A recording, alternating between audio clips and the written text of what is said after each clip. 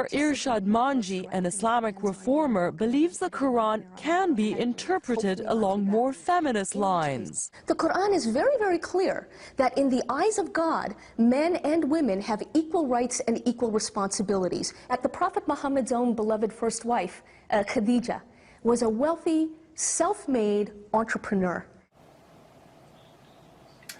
All right, ABC, you've finally managed to tick me off. You just told millions of people that according to Islam, men and women have equal rights and responsibilities before Allah.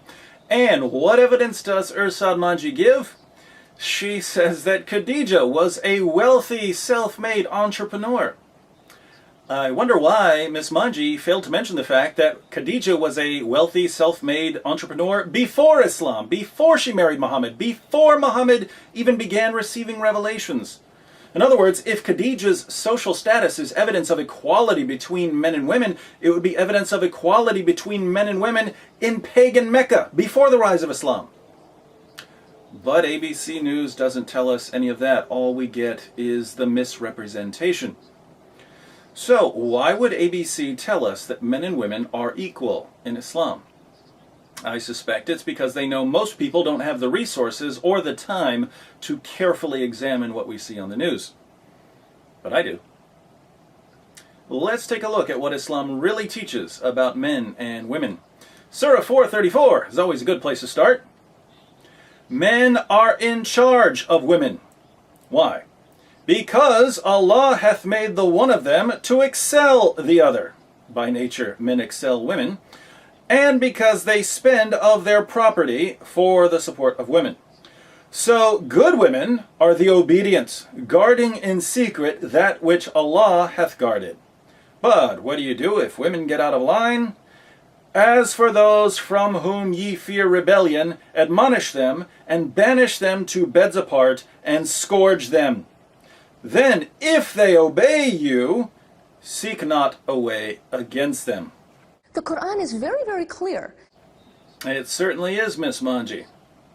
So, men are in charge of women. They're superior to women, they excel women, and if women get out of line, men are commanded to beat them into submission. Sorry, ABC, but this doesn't sound like equality.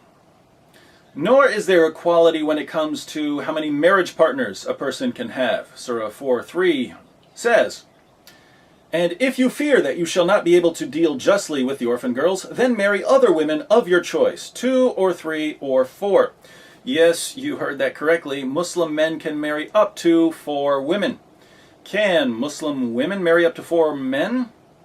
No. Is this what you call equality, ABC?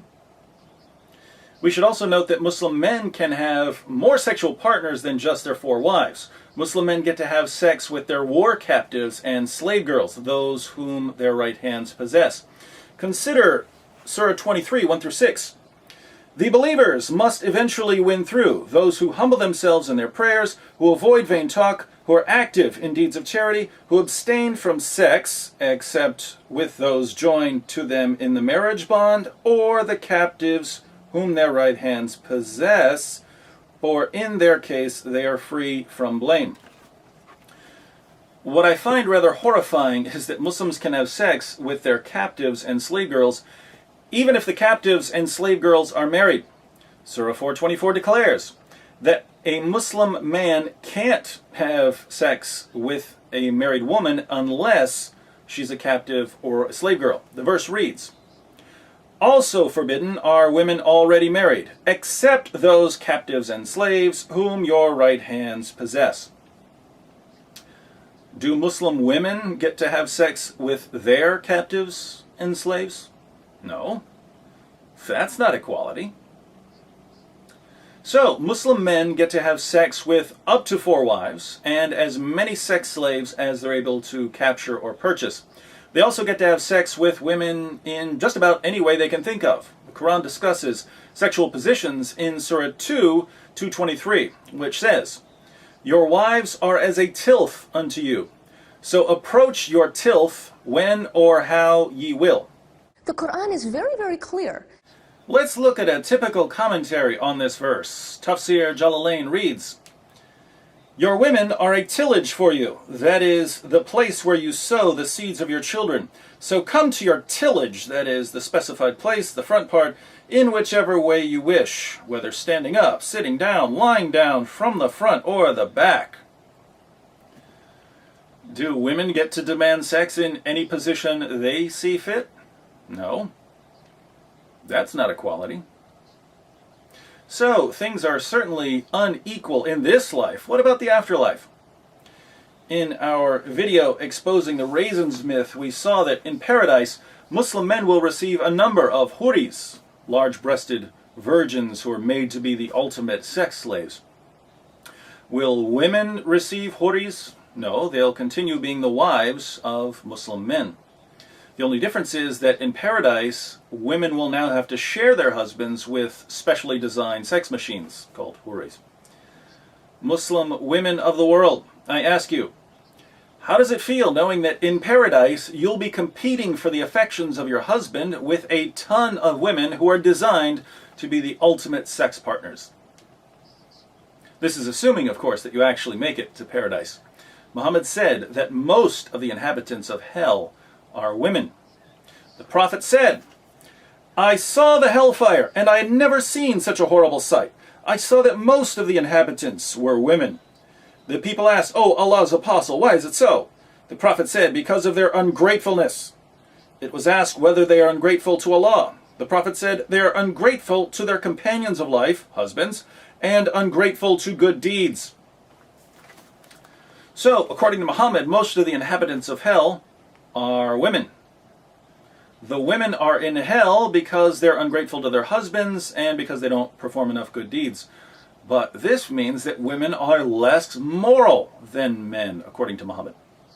They're also less intelligent. In Surah 2, 282, the Quran discusses contracts, and we find that the testimony of a woman is worth half the testimony of a man. It says, and get 2 witnesses out of your own men. And if there are not 2 men available, then a man and 2 women, such as you agree for witnesses, so that if one of them, one of the 2 women, errs, the other can remind her. The Quran is very, very clear. According to Muhammad, the reason women aren't as reliable as men is that they're stupid.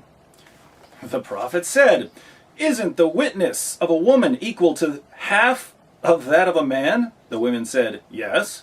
He said, this is because of the deficiency of her mind.